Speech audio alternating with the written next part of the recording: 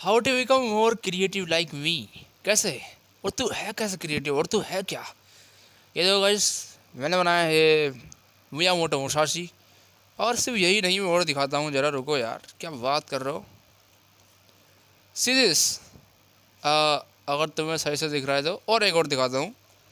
It's these are the proofs that I am a creative person. Batman बनाया है pencil से सिर्फ। कुछ वेपन्स भी बनाए हैं। नहीं, my favourite one is this heat blast. तो एक्चुअली में क्रिएटिव बनते कैसे हैं, और ये तो सिर्फ एक आर्ट, एक नीश होती है, उसके अंदर क्रिएटिव बना हो गया। बाकी हम अपनी यूट्यूब वीडियोस में कैसे क्रिएटिव बना ला सकते हैं, अपने बोलचाल में कैसे क्रिएटिव नेस ला सकते हैं, और यहाँ तक कि अपनी रोज़मर्रा की ज़िंदगी में, पर्सनैलिटी में और एट्सेट्रा चीज़ों में कैसे क्रिएटिव हम बन सकते हैं, कैसे हम एक चार्म, एक करिश्मा ला सकते हैं ताकि लोग हमें देखें और बोलें यार कुछ अलग ही बंदा है ये, इसमें बात अलग है। इसका आंसर है practice. Yeah, practice makes man perfect. And not only man, woman also, and every child, every teenager, everybody. Practice के साथ सब कुछ बदल जाता है, सब कुछ साफ साफ चमकने लगता है। बट उसके लिए लगेगा टाइम, और उसके लिए लगेगा पेशेंस, और उसके लिए लगेगा तुम्हारा खुद का साथ तुम्हारे लिए। देखो, छोटे से एग्जांपल बताता हूँ। जो मैंने अपनी क्रिएटिवनेस दिखाई है थोड़ी बहुत आर्ट के अंदर, ड्राइंग के अंदर, मुझे कलर करना बिल्कुल नहीं आता है। क्यों? इसलिए नहीं कि मुझे आता ही नहीं है, पर इसलिए क्योंकि मैंने सीखा ही नहीं है। और सीखने का मतलब ये कि मैंने प्रैक्टिस नहीं करी। प्रैक्टिस का मतलब ये है कि मैंने बचपन से लेकर आज तक सिर्फ शेडिंग पे ध्यान दिया है, और पेंसिल पे ध्यान दिया है, और सिर्फ स्केचिंग पे ध्यान दिया है। और बचपन से, मैंने मतलब बचपन से, मैं 10-11 या उससे पहले साल का था तो अपने गाँव में शेडिंग किया करता था, पेंसिल वगैरह। और बहुत ही क्रिएटिव इतना तो था कि मैं, होता है ना कार्डबोर्ड, उसे फाड़ फाड़ के कुछ करके डिज़ाइन विज़ाइन बना के, और गत्तों का यूज़ करके मैंने बेंटन की वॉच बनाई थी, वो भी कलर, और कुछ 3D वे में, ऐसा नहीं कि बस 2D बना दी। और भाई साहब, उस टाइम की क्रिएटिविटी आज की क्रिएटिविटी के सामने बहुत आगे है। आज मैं ऐसा नहीं कर सकता, पर उस टाइम पे कुछ ज़्यादा ही ब्रेन था। चाहे ब्रेन नहीं था, पर उस टाइम पे कुछ ज़्यादा ही मेरे अंदर एक होता है ना जुनून था कि यार करना तो है, तो करना ही है। और आज वैसे मैंने ये जिम वाले कपड़े पहन रखे हैं, पर मैं जिम जाता नहीं हूँ, मैं घर पे ही जिम कुछ इन्वायरमेंट बना लेता हूँ। और आज मैंने कैलिस्थेनिक बहुत दिनों बाद करा, थोड़ा सा बॉक्सिंग भी, थोड़ी बहुत शैडो बॉक्सिंग करी, एंड थोड़ी एक्सरसाइज करी। 40 के आसपास पुशअप लगाया, क्योंकि बहुत ही ज़्यादा मैं मानता हूँ इसको, क्योंकि मैं पहले ऐसा इंसान कभी नहीं था कि मैं ऐसा करता हूँ, एक्सरसाइज करता हूँ, कभी ज़िंदगी में मैंने सोचा भी नहीं था। बट हाँ, प्रैक्टिस मेक्स मैन परफेक्ट यार। वापस देखो, प्रैक्टिस बहुत ज़रूरी है, और प्रैक्टिस, बिना प्रैक्टिस के तुम अनजाने में एक बार अगर परफेक्शन की तरफ दौड़ भी गए, या फिर तुमने कुछ कर भी लिया, गलती से कर दिया, तो वो वापस नहीं कर पाओगे। वापस करना है तो उसके लिए परफेक्ट होना ज़रूरी नहीं है। बस प्रैक्टिस करो, बस प्रोग्रेस करो, बस ट्रस्ट करो अपनी प्रोसेस पे। यही चीज़ अपनाता है बैटमैन, जो किस पे कोई टैलेंट नहीं है, उस पे है स्किल्स। स्किल्स कैसे बिल्ड होती हैं? प्रैक्टिस करके। टैलेंट किसके अंदर है? सुपरमैन के अंदर। सुपरमैन के अंदर इन बिल्ड कह रहा हूँ, बाय बर्थ उसका पावर्स हैं, उसका जीन्स ही ऐसे हैं। उससे ज़्यादा कुछ ऐसे तुमने ऐसा नहीं करते हुए देखा होगा कि वो कुछ दिमाग लगा रहा है। बस उसके अंदर रॉ स्ट्रेंथ है, और गलती उसकी भी नहीं है, गलती किसी की भी नहीं है, बस उसका टैलेंट है।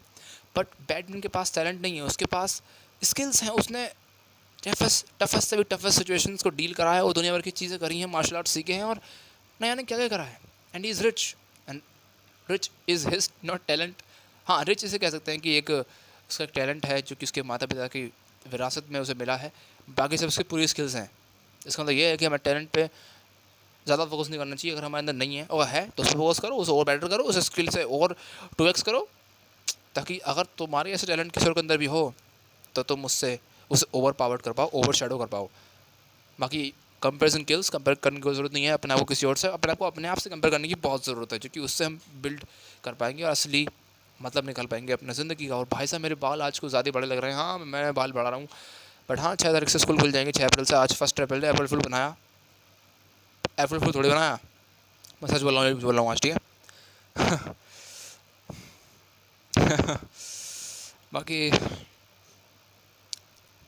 या 6 तारीख के बाद तुम्हें मेरे बाल ऐसे नहीं दिखेंगे, कटे हुए दिखेंगे, बहुत ही सीधे साधारण बच्चे वाले। बट 12th के बाद देखना कैसे बाल रखूँगा और कैसे कैसे टिप दूंगा, मैंने पहले बता रखा है। बाकी हाँ, मज़ा आ रहा है, मज़ा आएगा भी, चूँकि मैं फ़्लो में था। जब भी मैं प्रैक्टिस करता हूँ, जब भी मैं ड्राइंग करता हूँ, जब भी मैं प्रैक्टिस करता हूँ किसी चीज़ की भी, तो फ़्लो में होता हूँ। और ये फ़्लो जो होता है ना, एक नेगेटिव फ़्लो भी होता है जो कि हमें हमारे टाइम को किल करता है। और वो होता है डूम स्क्रॉलिंग करना या फिर कुछ ऐसा काम करना यहाँ पे हमें लगे कि टाइम है ही नहीं और बस समय वेस्ट होता रहे, समय किल होता रहे, समय ख़त्म होता रहे। जैसे कि पॉर्न वीडियोस देखना, पॉर्न वीडियोस समय कब निकल जाता है पता चलता नहीं है। टैब्स नई नई खुलती रहती हैं, नई नई वीडियोस पर क्लिक होके मज़ा आता है और पता चलता ही नहीं कि टाइम कब निकल गया, दोपहर से शाम कब हो गई। बट जब भी हम अच्छी स्किल्स पे काम करते हैं तो चाहे यही होता हो हमारे साथ कि टाइम का पता नहीं चलता हो, पर हमने कुछ इम्प्रूव किया होता है।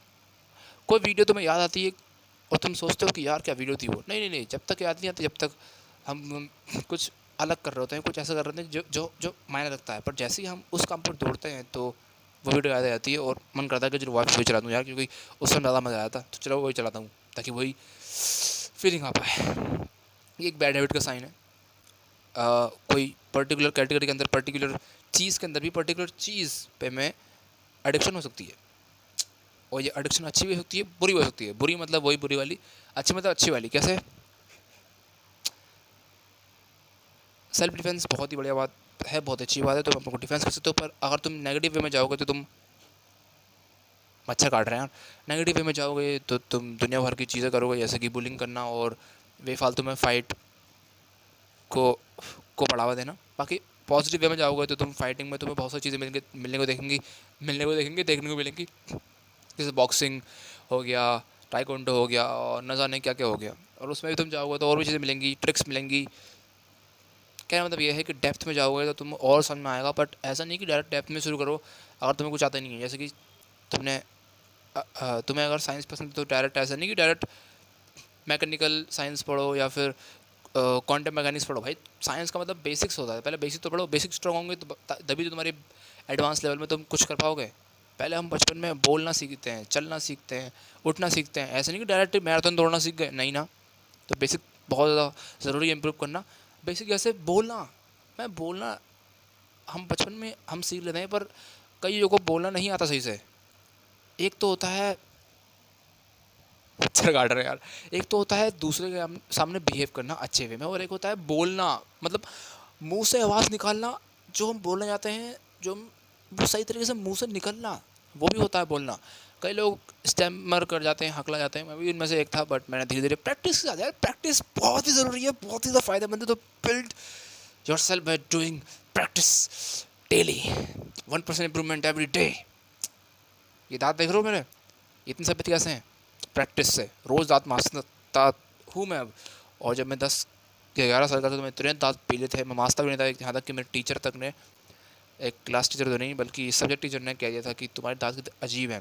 मतलब वो चेक कर रही थी कि सब बच्चे में दांत दिखाओ ताकि पता चल जाए कि कौन दांत मांजता है, कौन नहीं मांजता। और मेरे दांत काले थे, इतने पीले थे, टूटे टूटे टूटे टूटे फूटे जम्स वगैरह कैविटी की मुझे बहुत बेइज्जती हुई। और मैंने उस दिन से ठान लिया कि मैं ब्रश करूँगा। और एक दिन में बिल्कुल अंतर दिखानी। और एक हफ्ते में मैंने देखा, एक महीने में मैंने देखा, एक साल के अंदर जो अंतर दिखाना, वो ये है,